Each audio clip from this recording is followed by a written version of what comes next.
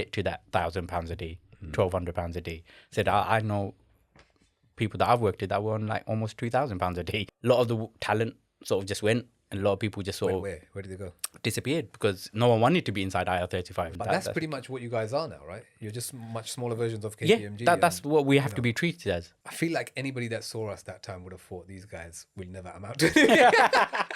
Hi everyone, welcome back to another episode of the City Realtor podcast. I'm your host Abul, and today we have our first ever guest actually. Previously we had a different Zuned. Yeah. And today we have Zuned. Zuned is landlord, investor, or property investor and program manager. Welcome to the City Realtor podcast. Thank you, Abu. Good to be here. Yeah, thanks for coming on. The first ever guest, so I hope you feel good about that. Yeah, privilege. I say I've been watching, and it's been an interesting watch so far. Even in the property game, still learning as we're going along. So the information that you're providing is great at the moment. Oh, thank you. We're trying our best. It's a bit of a learning journey, you know. Trying to obviously to begin with us, I did a lot of talking head videos where I would talk to the camera. Yeah. I'm transitioning a little bit into podcasting now. Mainly because I find it a lot more easier, to be honest. And I can get through an hour of talking to someone, podcasting. When you're trying to talk to the camera, it's actually a lot of mistakes happen. Yeah. What people don't see, basically, that it comes on the camera. Yeah, definitely. You got to mix it up. You got to try new things, try different ways. And sometimes when you're just having a general conversation about property and, things like that, it just makes it a lot easier to get the information out. Yeah, no. Like I was saying, I do want to come back to the other videos. I will be. And I want to get better at them as well, because a lot of people that I watch do those kind of videos, and I'll hopefully get back into that. To introduce you a bit more, say a bit more about yourself, you are actually one of City Realtor's landlords. Yeah. We manage your properties. Not to go into too much about bigging up City Realtor, but actually to begin with, how long have you been a landlord? Sure, it's just over 7 years now. Time has flown by. 7 years. Wow. It's been a landlord. It's been a roller coaster. Yeah, to say the least. Yeah, it's a journey that I would recommend to people, but just be prepared. There is going to be ups and downs. Why has it been a journey? What is it? That's it. First of all, just getting onto the market is difficult, and then it's all around. I said, managing it on a regular basis is difficult. I said, people always assume, you make lots of profit and that's all that comes along with it. But there is stress that comes along with it as well. I think, people just need to be wary getting into the property game. Yes, there's a lot of rewards that comes with it, but especially if you're not managing it by yourself.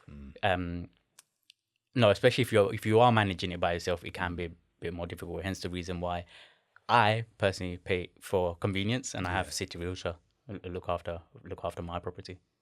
Fair enough. What kind of problems have you faced? I've had loads. I said, you try and make sure. Well, me as a person, as a landlord, I try and make sure my, tenants are comfortable. But when you have tenants just ruining your property by, example, this was a couple of years ago where the tenant was dotting cigarettes out on my curtains. It gets frustrating because that one person sort of ruins the experience. For me, because then it's like you can label everybody in that property, depending obviously how you're renting your property out.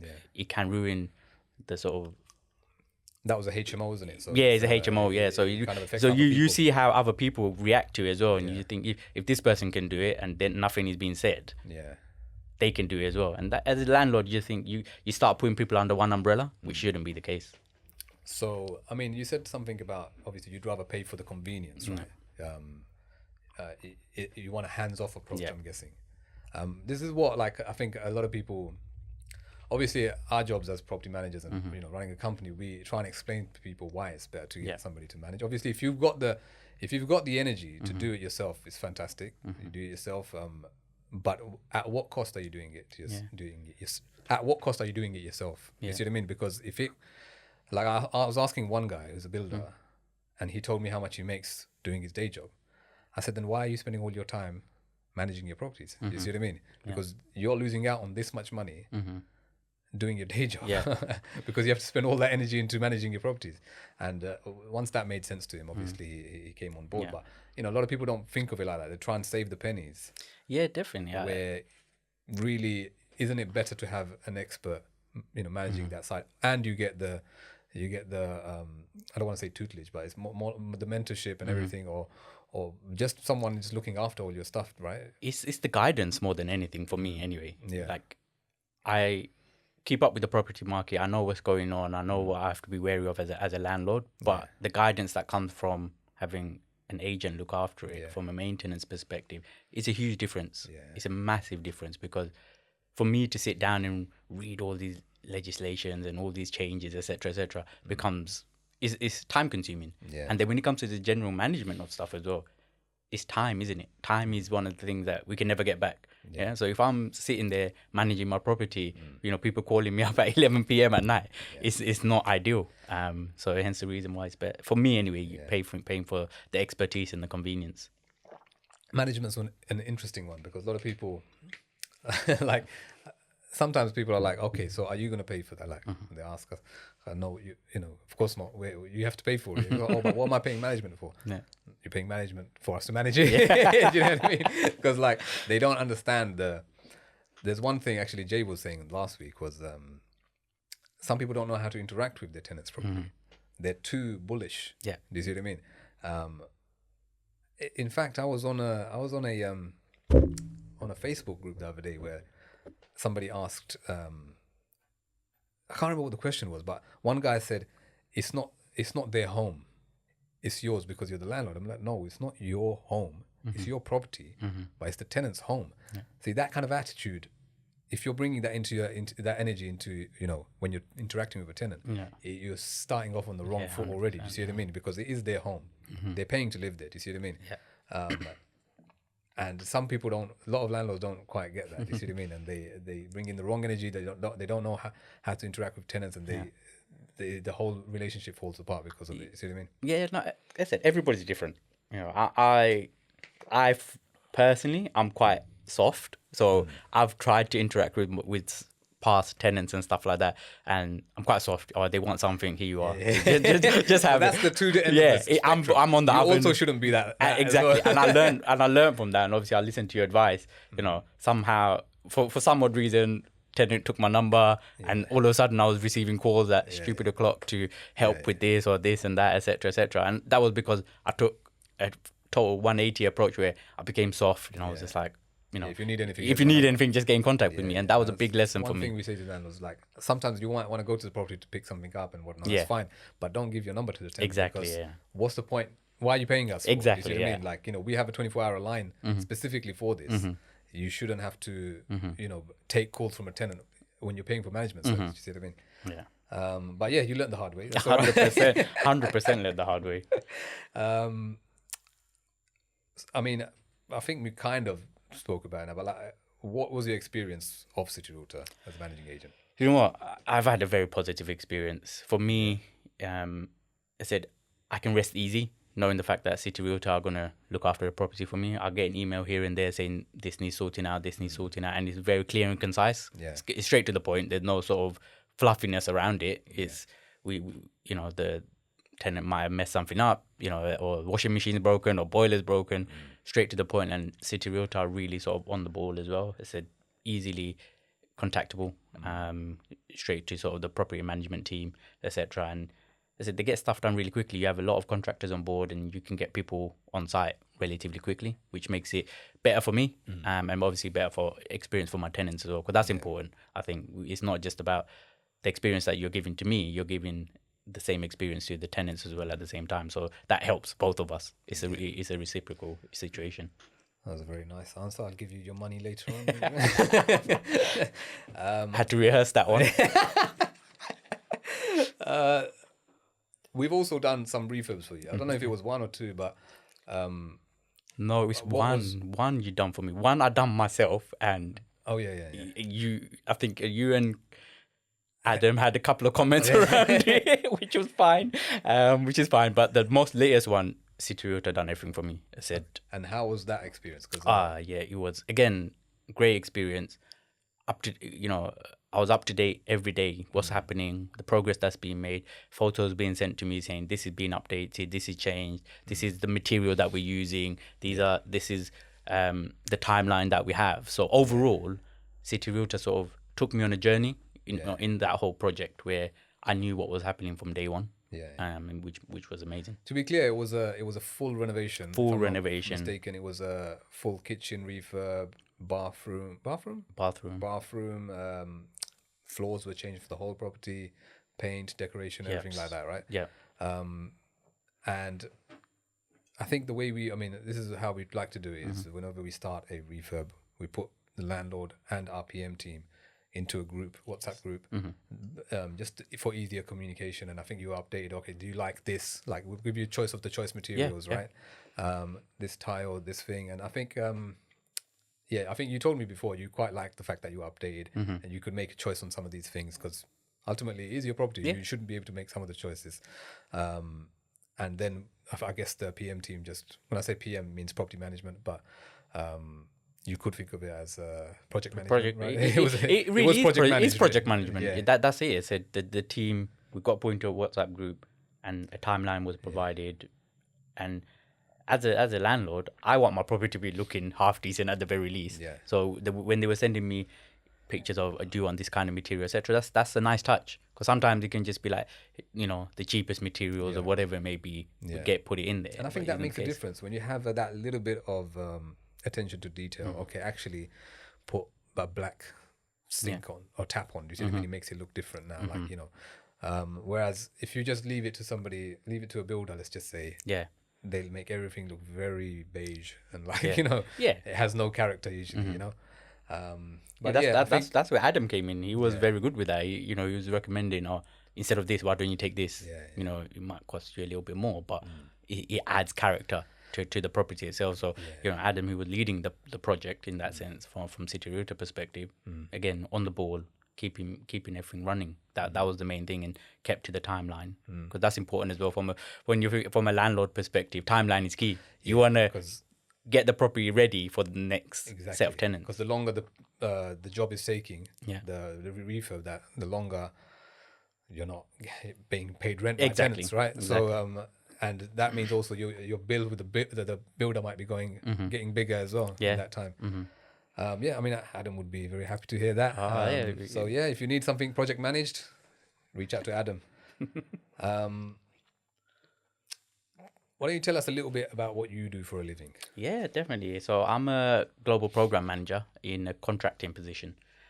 So I work in the HR space from a program perspective. So I've worked in various organizations over the past 10 years, looking at audits, governance and controls, systems, ways of working within the HR space. Okay. So looking at how they're operating on a day-to-day basis and just managing their projects really and truly, whether they want to bring in a new system, whether they want to change the way that they're currently working, whether they want to bring in a new audit framework or service management framework, etc., within the HR space.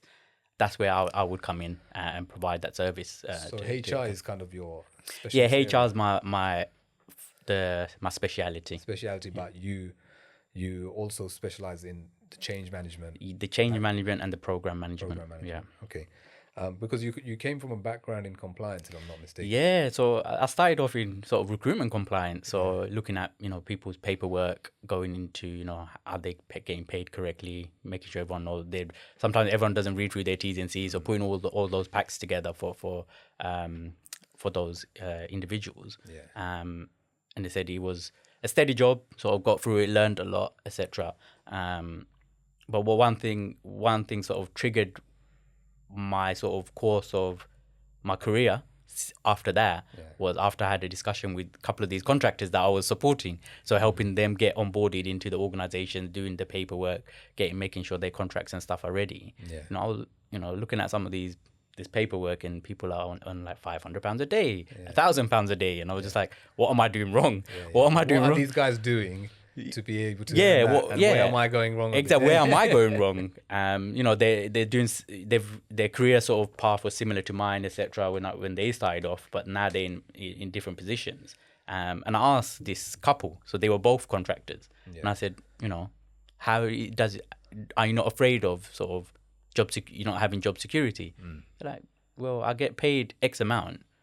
I can work 9 months of the year and have 3 months off comfortably and not having to worry about work. And that triggered in my mind, and that still stays in my mind to this day, is, having that flexibility in life is important, not just working 9 to 5 every single day of the year and, just going through the motions, really and truly. Hence the reason I went off and done sort of project management qualifications on my own accord. Nothing at uni or school, college or anything like that, on my own accord. Trying to understand that industry, the contractor industry. So, okay, yeah, I mean, that's quite interesting. So that couple that you met, that was at the recruitment firm that you were at? Yeah, so they come through the recruitment firm, they get recruited for. Oh, I see. These are the people that you were trying to recruit. Yeah, they were going on to a client side. So they were going on to the client side. So they said I was doing all the compliance paperwork, the legal paperwork for them, putting their packs together so they know what they're earning and what their rights are as contingent workforce, etc. And then that's when I had the discussion with them, and it just sort of blossomed from there, really. Just for the audience, can you explain what you mean by contracting? Yeah, definitely. So contracting is where you're more or less self-employed. Sure. Yeah. Depending the approach that you want to take, you can either go through your own limited company or you can go directly through an agency if you want to. But there's two different aspects to it. Yeah. So when you're contracting via limited company, historically you would have been classified as a contingent workforce, where you're independent, you're given a set of deliverables, you get the work done, and then you move on. Yeah. But sometimes if you're going through an agency, you can be classified as an employee to a certain extent, where you end up paying a lot more tax. Whereas if you go through your own limited company, you wouldn't have to pay as much tax. And you have to manage your own taxes on a yearly basis in line with HMRC. Just to simplify a bit more, a contractor, if I'm not mistaken, you would be hired by a company and paid a day rate? Yeah, so you'd be paid a day rate. Yeah. So as they can come to you and say, I'm going to give you £200 a day, £300 a day, etc. But that's the same with the agency workers, or they can be paid on a daily basis. The difference is you have to manage your taxes independently. Yeah. So that's where we have to be wary of. Okay, sure. So an agency, so you're saying an agency does your taxes for you? Yeah, because if you're employed via the agency, then technically you're an employee of the agency. Okay. Yeah, you're an employee of the agency, and they pay your taxes. Sure. They do your taxes for you, basically. And they pay you when? At like the end of the month every time? And then you can choose if you want to be paid weekly, if you want to be paid monthly. That's totally up to yourself. With the agency, you set that up with the agency yourself.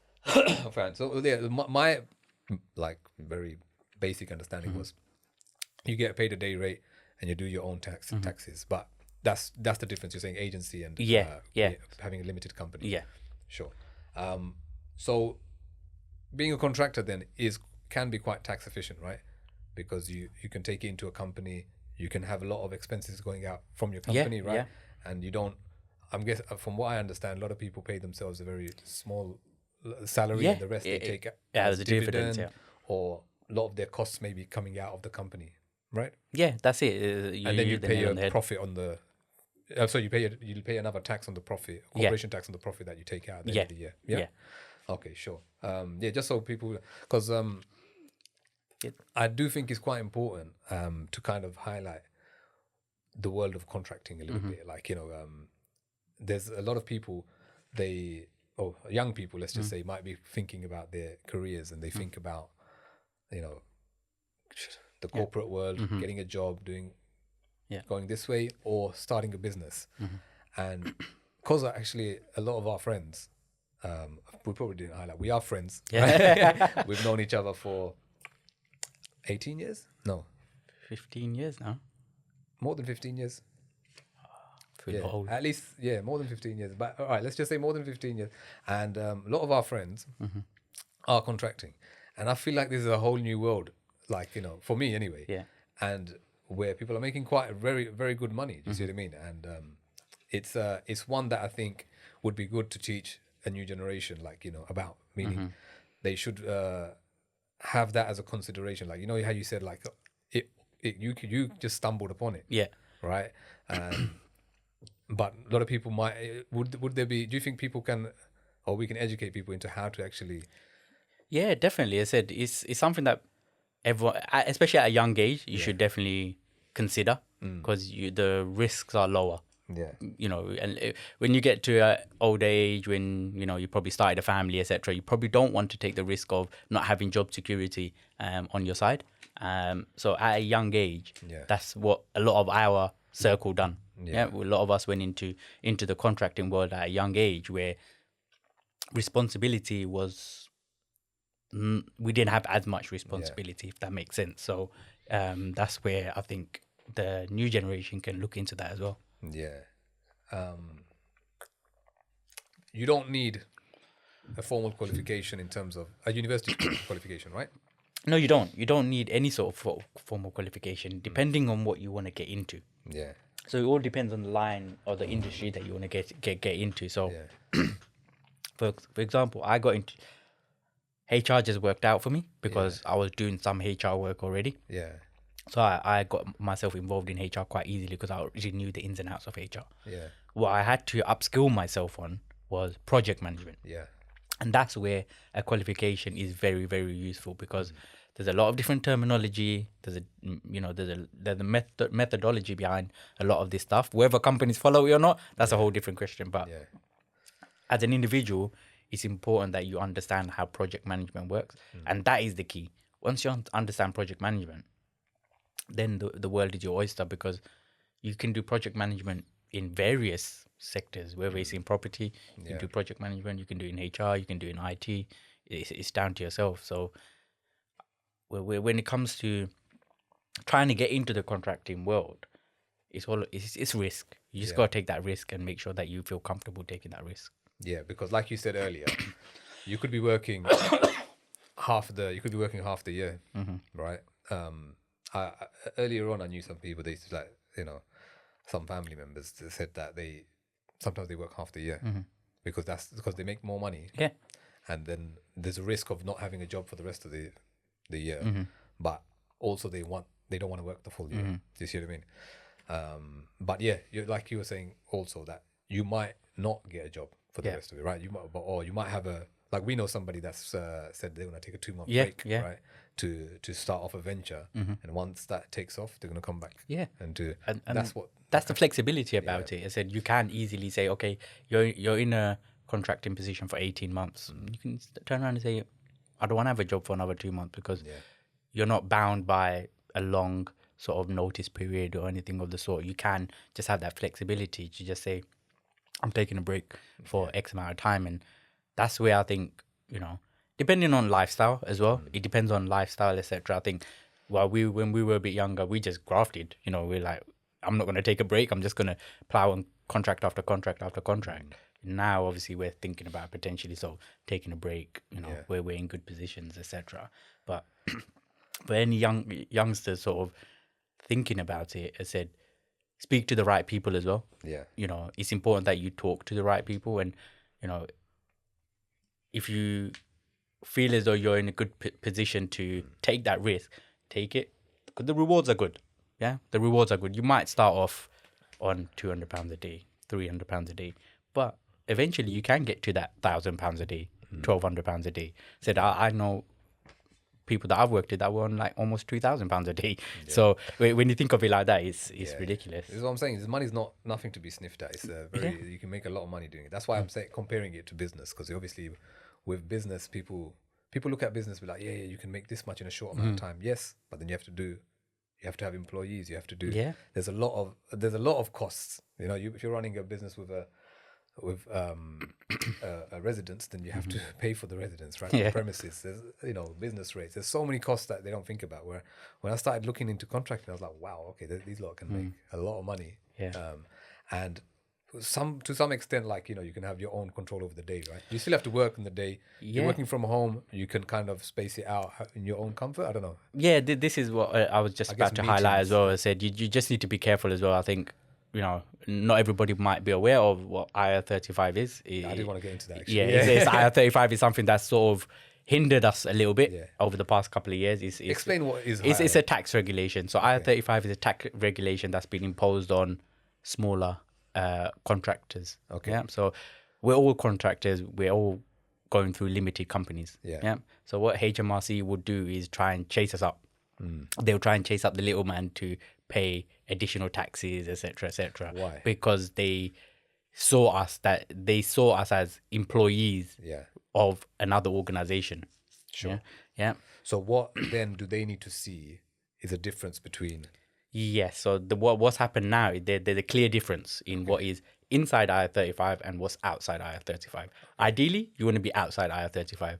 When we say outside IR35, you're still in control of your taxes, Yeah. on what you're getting paid, what you're paying yourself, and how you work. Your deliverables. So what will happen when I always recommend get your accountant or a tax advisor to double check your contracts before you sign anything anyway. Yeah. But on your contracts, it should be very clear that you're outside IR35. And that means that you're just given a set of deliverables. There isn't a set working hours. You don't report up into anybody. You use your own equipment, and you're classified technically as an outside consultant to a certain extent. So let's just say that is the case. So you're outside, your contract says you're outside I-35, but then someone from the company wants to have a meeting with you and you're like, actually, no, I work in the night. Can you say that? No, again, that depends on the flexibility with you, with yourself. What the company needs to understand as well is they can't tie you down to a sole contract anymore. Yeah. Historically, what would have happened is you're recruited by this company. You're solely working for their for their. Which means now company. you can have two contracts. Now you should be technically if you're outside IR35, you can have multiple contracts going on at the same time. Because how they should be treating you is, I'm not sure if you're familiar with sort of the consultancy firms such as KPMG and EY and all those firms. They technically, what happens is a lot of these firms, large firms, they would go to the KPMGs of the world, EYs of the world, and get consultancy service from them.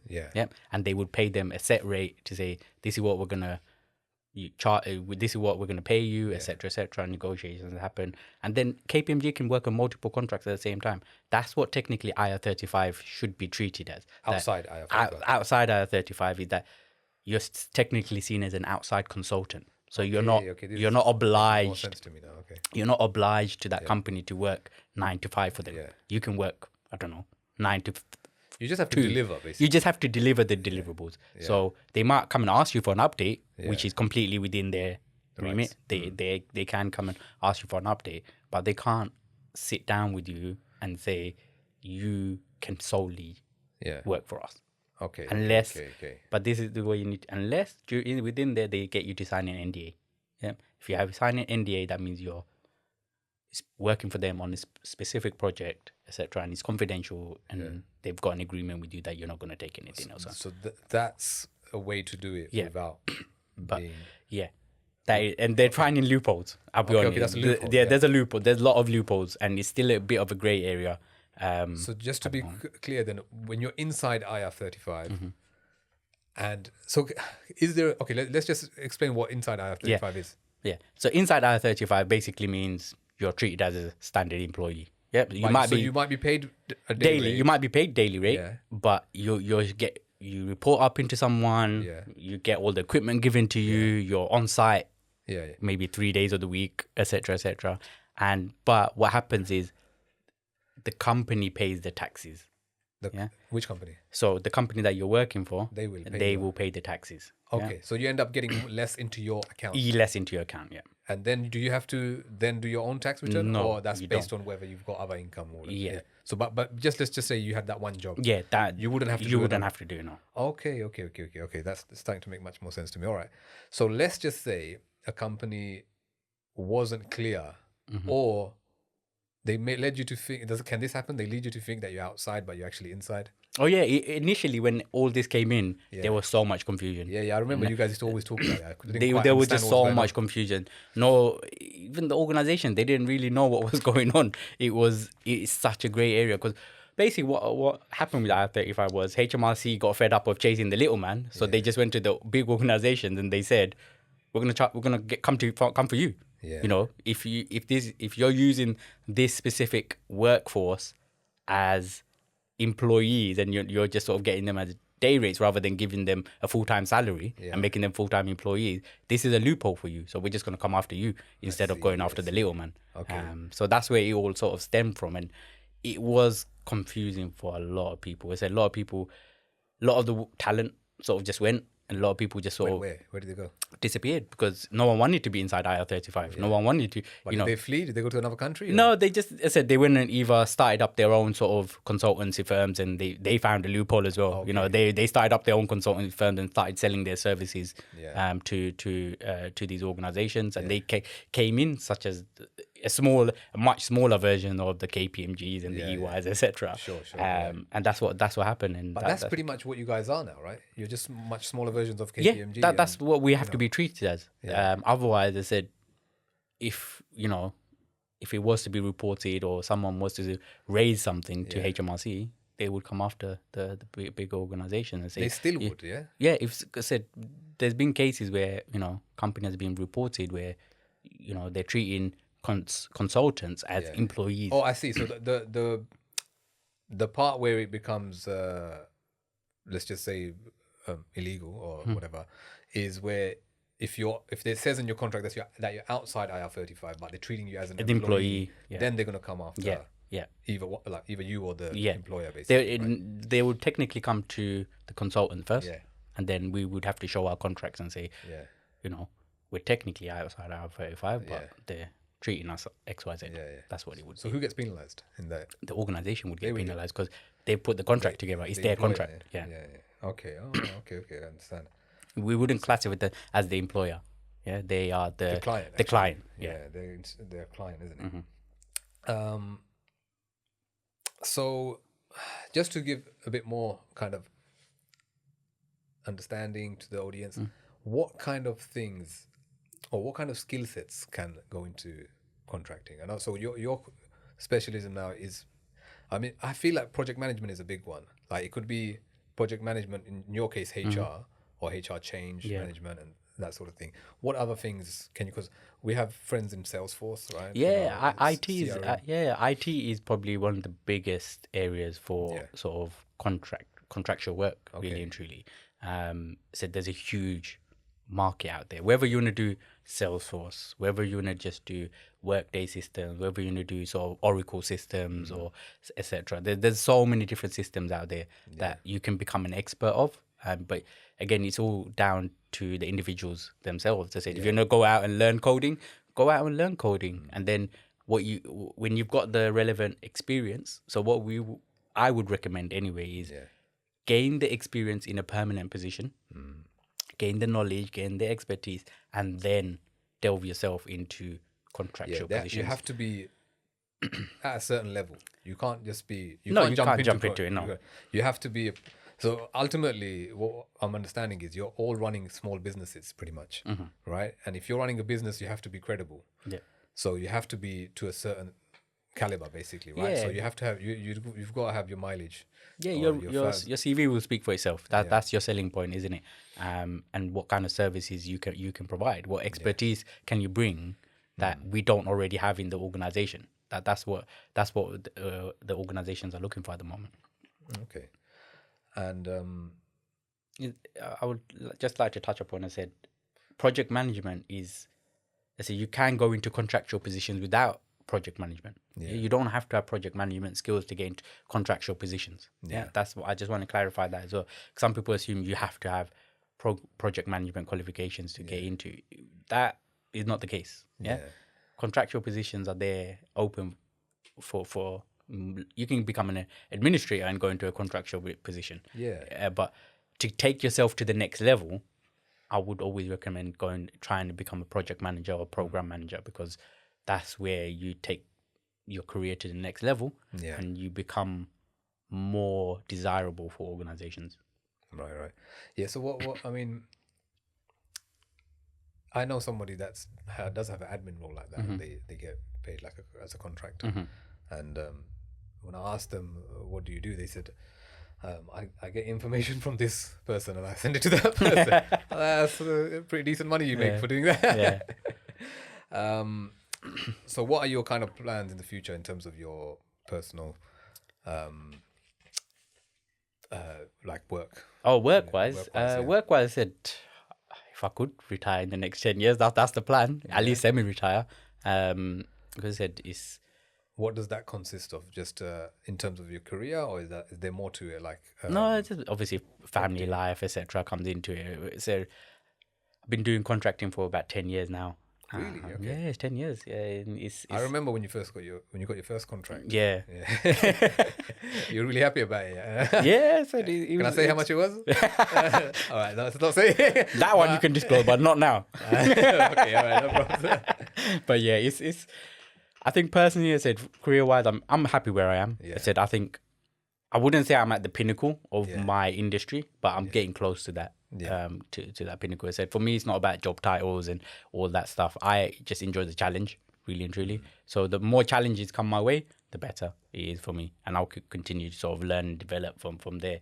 But yeah, I'm just continue pushing. I said it's nice when companies will offer you extra. It's always nice in that sense. But for me, you have to enjoy your job. If you don't enjoy what you're doing, then you're just waking up and logging on and just going through the motions, aren't you? If there's no challenge in front of you, it's difficult. And so far, I'm still enjoying it. When it comes to a point where I'm not enjoying it anymore, hopefully I can sort of just take a step back and enjoy life a little bit.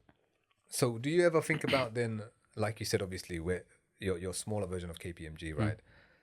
Do you ever think about just growing their consultancy firm then, like, or is? Do you know what it is? I'm in such a niche space. Yeah. Like if I was in doing the IT side of things, it's probably easier. Yeah. But I'm in such a niche space. It's quite difficult because when I've spent years trying to explain to you what I do, and it's not always easy to sort of explain to everybody what we're doing from a HR. That's why.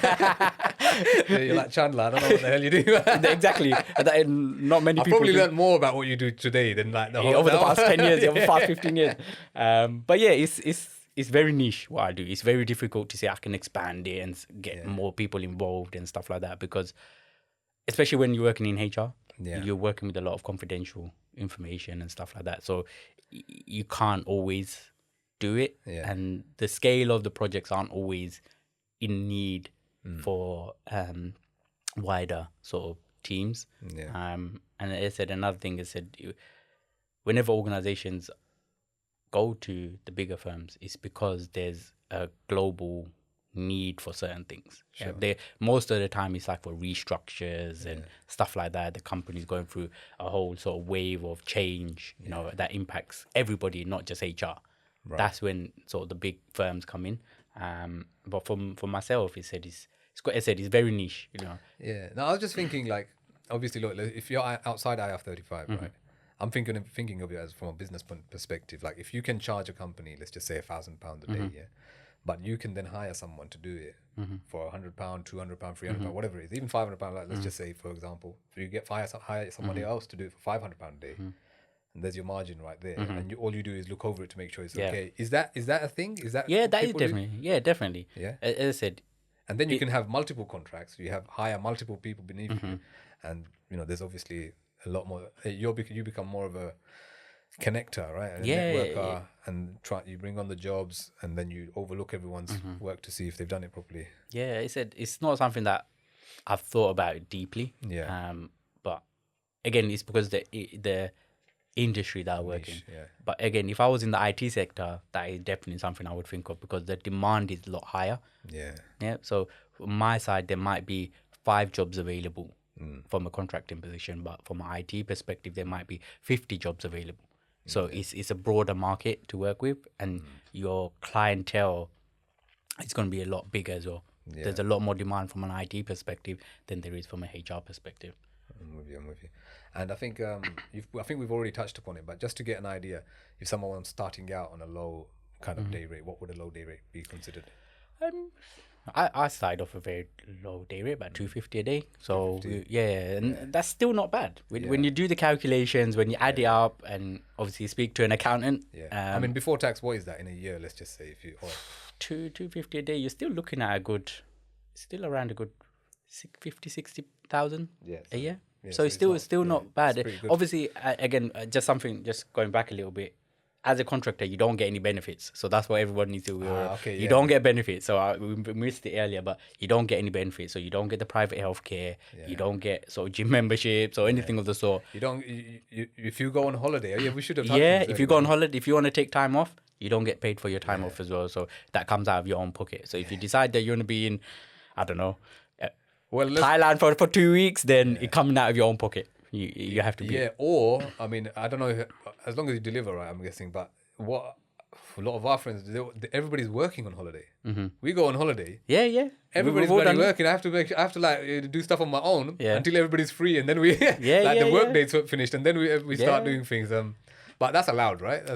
It's allowed. Yeah. But again, it depends on your situation. Are you inside or outside IR35? But that's what I'm saying. If you're outside IR35, that's allowed. It's fine. You have to just deliver, right? Yeah. But I mean, that's another. I would say that's a perk. Look, I have to still open my laptop when I'm on holiday. If you're running a business, you can't really, switch off completely. But, you still like it's great to be still earning while you're away, right? I mean, because a lot of people would say if you're working, 52 weeks in the year, but how many working weeks are there usually? I don't know, like 46, let's just say, something like that. But technically, you can kind of go through every working day, right? Yeah. As long as you're on holiday and you're doing your work while you're can, there. Yeah, you wanted to, obviously. Yeah, technically you can work 365 days a year, apart from the public holidays, which is understandable. But that's where, it comes down to individuals. Yeah. The way I see it sometimes is I'm getting compensated well. Yeah. So if I take a week off, how does that impact me from a financial perspective? I can afford to take a week off. It's fine. But can I afford to take 2 weeks off? Maybe not. So it's all down to individual preferences. When I first started that contracting, I didn't care. I just wanted time off and I wanted to go on holiday and do whatever I need to do. I don't want to switch anything on. But now that I've got older and my expenses have gone higher, you just think to yourself, okay, maybe I'm on holiday for 10 days, I'll work for 3. Yeah. Or I'll work for 5 days, or et cetera, et cetera. Yeah. I was thinking it'll be the other way around. Like when you start off, you just be grinding. Like, I think I've had 10 years of grinding and now I'm just starting to relax a little bit more. I think you and Jay mentioned it in your previous episode where you said, we were enjoying life. At that time, we were going on holidays, enjoying our life, etc. Because me personally, I didn't have as many responsibilities on my shoulders. I could afford to take 10 days off and not get paid because it only solely impacted me. Oh, sure. That's where it's different. So everyone has to... When you have a family. When you have a family, when you have mortgage, when you have rent to pay, whatever it may be, it's a whole different situation. Yeah, I mean, it's good to see a lot of people in our circle getting into this, making a lot of money doing this. And I've seen, it's quite nice to see, I've seen a lot of people like helping out other people, getting them on and teaching them how to do certain things and then getting them on this, contracting thing and making a lot of money from it. I think it's quite nice to see. I mean, if you go back to because we were at university at the same time, I feel like anybody that saw us that time would have thought these guys will never amount to Is that fair to say? We had this discussion, didn't we, a couple of weeks ago where we were looking at, we came out of university and we're just like, what are we going to do with ourselves? And a lot of people probably, because we were at university during the crash. So we came out of it with, opportunities being very scarce. It was not like jobs were very hard to come by. But I said for me, it was a blessing in disguise. Why? Because I studied buildings, quantity surveying. Unless you had experience in that already, if you came out of uni at that time when I did, the jobs weren't there. They weren't easy to get. So I was doing other jobs. I had a history in careers advice, so I got the odd job doing this, that, and the other. And then City Realtor kind of fell into my lap because my brothers had a history in it, and they asked me if I wanted to join, and that's kind of how that happened. So it was a blessing that this ended up being somewhat of a success. Let's just say, somewhat success. Yeah. So I mean, it's created a life for me. We all went through random jobs. I at one point was at an estate agent, and I realized sales isn't for me, and I realized I can't do sales and lettings and stuff like that. And I went through different jobs until I found out what my strengths and weaknesses are, and for going into the HR side and the project management side works to my strengths. It just happened to fall into it. I'm glad you said that actually, because that's another thing to consider, because not everybody does like doing sales, or they might not just be made for it. I don't know. You're laughing because do you feel like you weren't made for it? I'm not made for sales. I could not do it. I tried. Some people, like my wife's actually very good in sales, but she doesn't like. She doesn't just want to be in that world. You see what I mean? She wants the work is not that. It's not for her. But like you're saying, it's not. It was, just wasn't for you. No, like it wasn't. You would have made for it, but this contracting is like a different kind of. Yeah. And I say you're saying contracting in a very broad way, right? But it's just a different type of employment. Yeah, it's a different type of employment. But the main thing I would say is, from what I've been learning about it and speaking to you right now, is being upskilled, right? Upskilling yourself, skilling yourself to such a degree, and that comes with self-development, I would say, and upskilling yourself to such a degree that people can that you can go out and demand a certain amount for your time, right? And I know a lot of people are like, oh, don't trade your time for money and whatnot, but when it's that much money, I would say it's okay to trade your time for money, no? Yeah, that's it. I said, we always say, look, we're in our mid-30s, etc. But, we're still young and we should utilize our energy as much as we can right now so that we can hopefully, retire early and, spend time with our family. And you have to have motivation. Yeah. I had the motivation that say, you know what, in my spare time, I'm going to go and do project management qualifications. I'm going to teach myself. I'm going to go and look into, the world of HR on my own accord. And you have to have that motivation within yourself to say, and that drive. You need that drive. You have to consistently want to push yourself and develop yourself. Otherwise, I said, you're going into a job and you're going through the motions. Yeah. Once you get to that point, it's not enjoyable at all. Yeah, because I think a lot of people, they're like, I want to be a millionaire, I want to make millions, I want to do this. Or they'll say, they'll try and teach people how to do that, but not enough people are being realistic and teaching people how to make 10, 15, 20 grand a month. Yeah. You see what I mean? Which can be achievable. Yeah. Doing this if you work hard at it, strategic enough, learning the right things, right? Yeah, that's it. There's always other options. Yeah. When we came out of university, everyone said, you just have to get a job and just go through the motions and 9 to 5. And no one told us about, there's a whole different world out here where you can, earn a lot more money in a shorter space of time and have that flexibility along with it as well. No one explained that to us. I've worked in organizations where they've, had kids coming from Stepney Green School and stuff like that. And the kids always ask, do you, what's the money like? Is it good? And obviously from a contractual perspective, I can tell them, this is what I'm doing and this is the situation I'm in. But if you come in a permanent position, this is what your opportunities are as well. Yeah. So it just depends on the individuals themselves. Do you want to stay in a comfortable position where you're getting steady income, stay on a regular basis, you have all the benefits that come along with it? Or you're going to take that risk and say, what, in 9 months, I can earn 80K. Yeah. Yeah. In 9 months, I'll earn 80K, then I'll relax for 2-3 months and not worry about it. Or do you want that steady income on a 50K salary and you come with all the benefits and that job security? So that's where, for the younger generation coming through, know what your opportunities are, know what options you have available. Yeah. How much do you worry about your next contract? Not much anymore. Is that just because the economy is good? Or? It's not that the economy is good. I feel as though I've got myself in a reputable position. Yeah. Over the past 10 years, I've got myself in a reputable position, which I'm happy about. But it does also come down to the market as well. After COVID, everything sort of slowed down for a lot of people. But from a HR perspective, things were booming because they needed people to come in and help with the operation. People didn't know how to deal with COVID, how to deal with hybrid working and all these kind of things. So it was a booming time for me. Yeah. But for other people, it would be in a down time because there wouldn't have been as much opportunities available. So there are peaks and troughs. Yeah.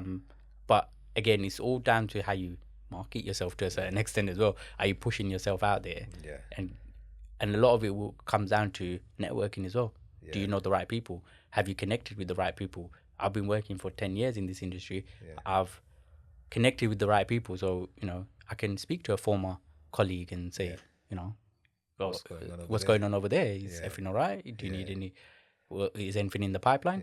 Yeah. You can have those kind of discussions. So who said you can't do sales? This is what it is. This is, you know how people say, you sell yourself every day. Not sell yourself every day, but like the sales is in everything you do, right? The fact that you are out there speaking to former colleagues and stuff is strategic. Let's just say you might just be generally interested about what they're doing, but that is an element of sales, right? You're selling. Yeah, networking is like sales. I said you're putting yourself out there. Sales, different type of sales. You're putting yourself out there. You're having the right conversation, and you're planting the seed to a certain extent. So that's something that again for the younger audience is definitely, even for the older audience, really. It doesn't matter which age group you're in. People out there might be just thinking of a different career path now, or like they could go out of what they're doing, and it's fun. I met a buyer the other day, actually, funnily enough, who was very open about what she was earning and stuff. But she came to look at a flat to buy, and she said to me she's a contractor, and I think for one of the councils. And then she said all her colleagues were like really amazed about what she was doing, and so she put them on. She explained to them what she's doing, and now all of them are in contracting now. That's what we need to do. And I always use. I'm not saying we have a rags to riches story here, but we went to Hamlet College and stuff when we used to look at that bubble in Canary Wharf, saying there's nobody like there over there like us. There wasn't anybody, but now we have that now. So there is a lot of people more like us in that thing, and we need to the younger generation, or I said any generation, any age group, they need to utilize that network to say, can you help me? Can you guide me? I think people have a problem with that. I think a lot of people, I'm thinking about me as a 16 to 20 year old or whatever, 20, even up to maybe a bit older, don't want to ask for help. But people should, right? Yeah, people definitely. Should even on LinkedIn or whatever. Like if somebody messages me on LinkedIn and asks me for advice, 100%. I don't know if I should put that. Now, 100%. I would. If they wanted legit advice on a property or anything that's in my expertise, happy to help.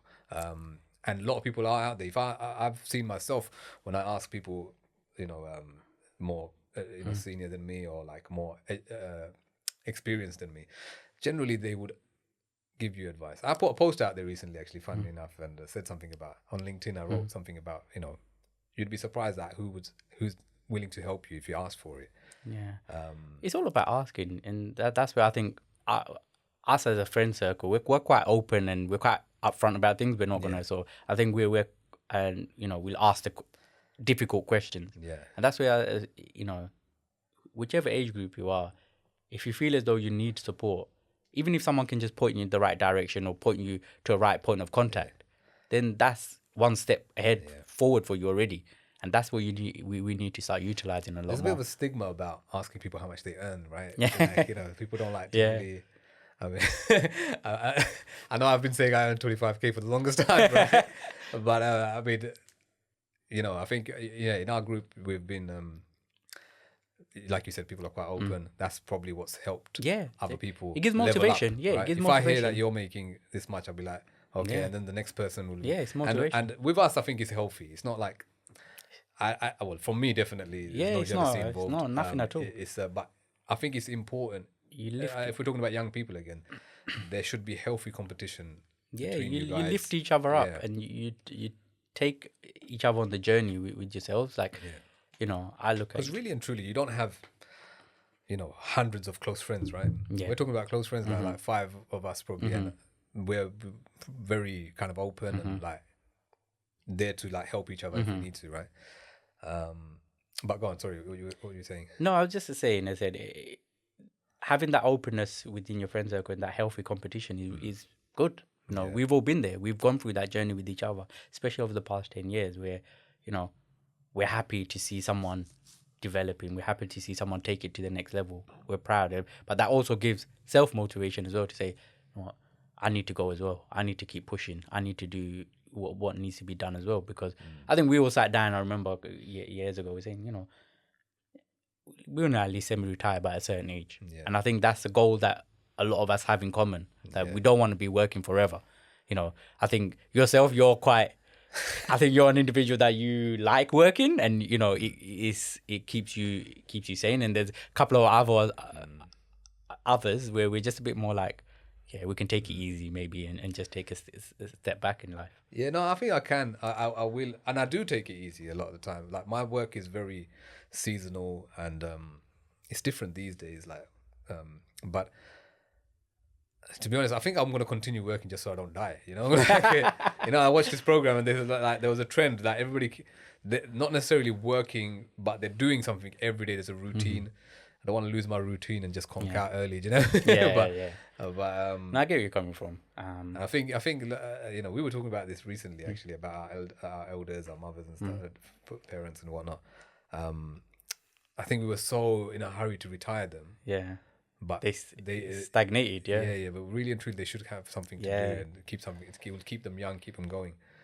For a lot of people, it's their grandchildren. They keep them going. But we're digressing a little bit. Yeah, I know. But before we said we end the conversation on the contractor side of things, I said it's important that you have a good accountant. You know, if you don't have a good accountant, then it can get complicated. If you're trying to do your own self-assessments and stuff like that. Yeah, I wouldn't advise it. Yeah, I would definitely not advise doing it yourself. Yeah. I said it earlier in the conversation. You pay for convenience. Yeah. If you have an accountant in the background who's going to guide you, show you how it's done. Yeah, down the line you can potentially start doing yourself, but it's in the get-go. Always have an accountant on board. My life is easier. My wife's an accountant, so she's made my life a lot easier in that sense. But if no one that if they don't have that, I said get yourself a good accountant because it will make a world of difference. Yeah, I'm 100%. Yeah, I agree with you.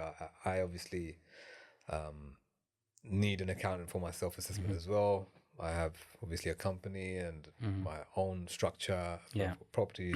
You see what I mean? It's similar to you. Yeah. You know, these all need to be, and you need to get advice because if I didn't have that advice, what I got from my accountants, and there's different level of accountants as well.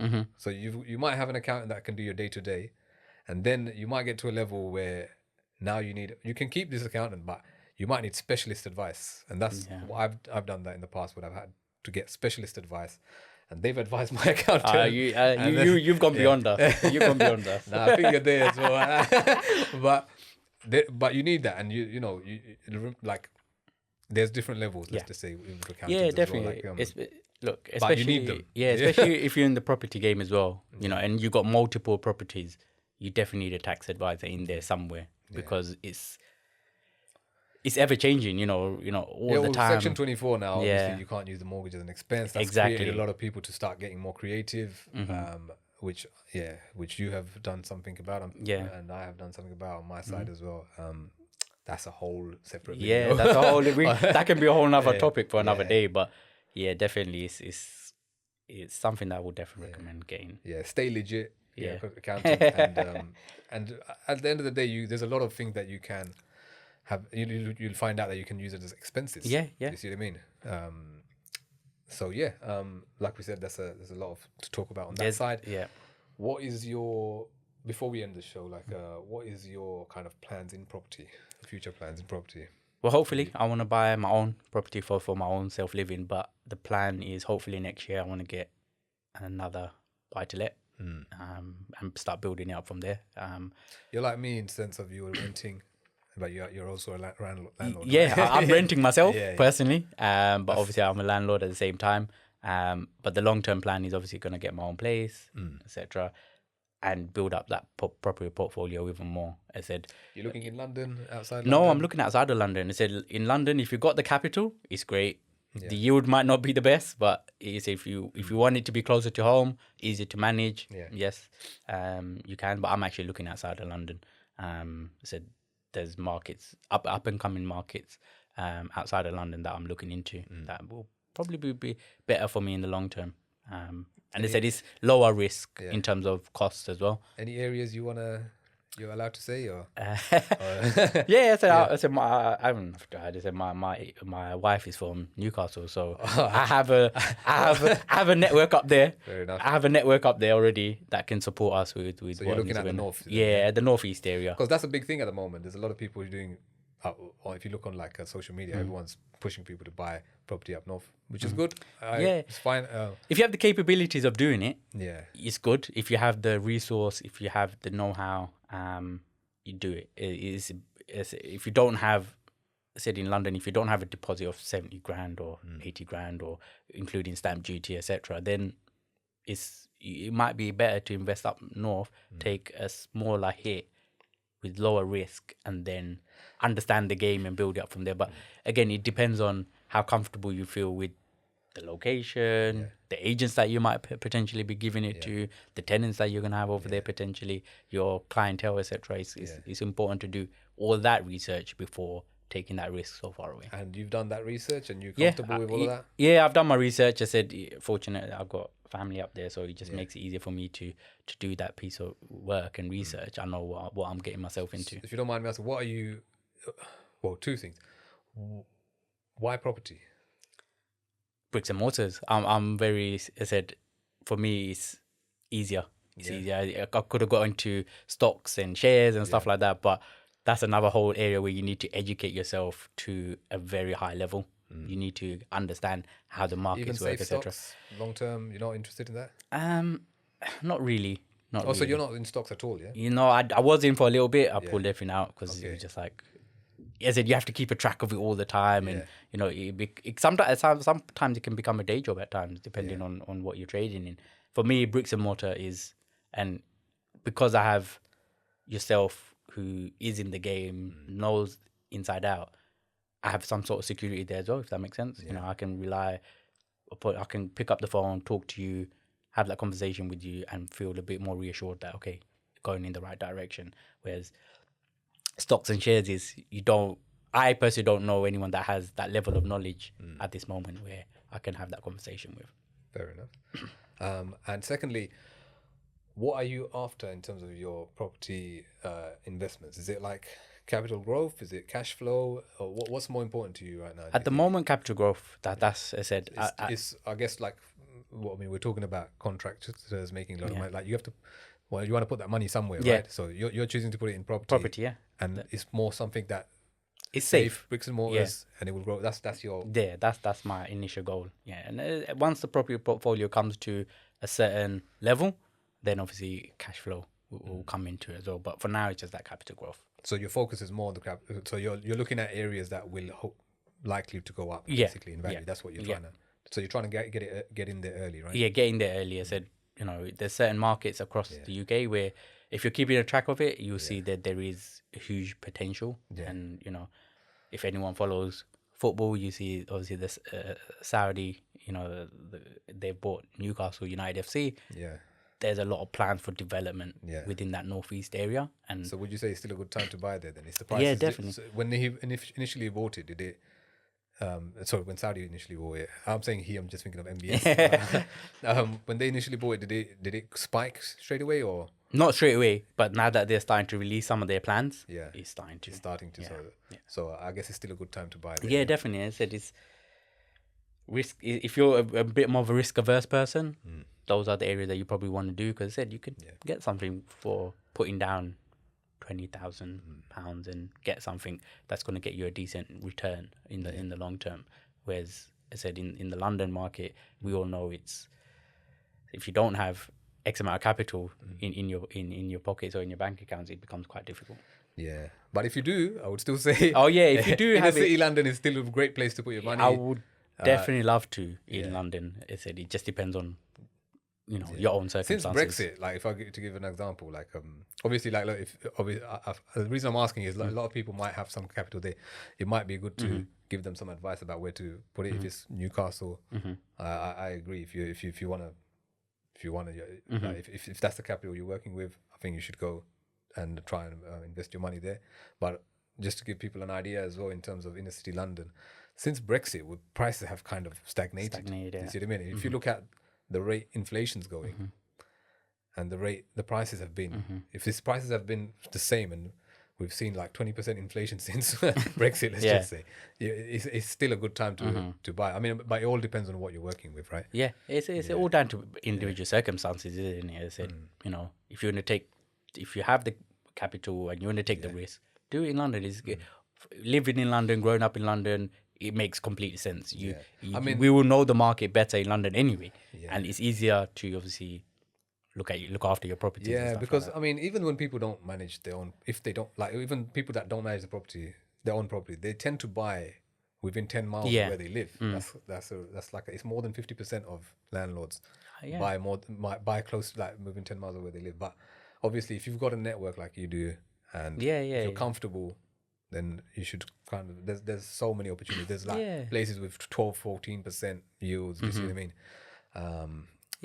So we said just do your research. Yeah, I said you always see, you know, people are investing all over the place. You know, it doesn't always have to be at your doorstep, but again, it's just about individual circumstances or how you're gonna manage what you're doing. I said, you know, there's people that live in London, but they've got a huge property portfolio just outside of London. You know, and that's completely fine. It works for them. It's great. And then other people, you know, they just have a property portfolio within London, and you said within the 10-15 mile radius of themselves. And I think if you're going to take that risk, you know, do what's best for yourself. You know, I was quite fortunate with my property. I said I got it on a right to buy scheme, you know, etc. It's helped me make it, but not everybody is as fortunate in that situation. So just have to manage your own expectations in the long run when you're trying to invest. Okay, great. I think that was we'll call it.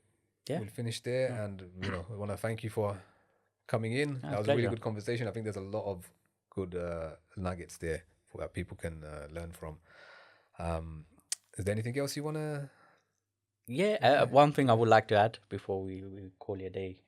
If you are contracting and you're looking to buy a property, when you're trying to get a mortgage, it can be a bit more difficult than if you're on a.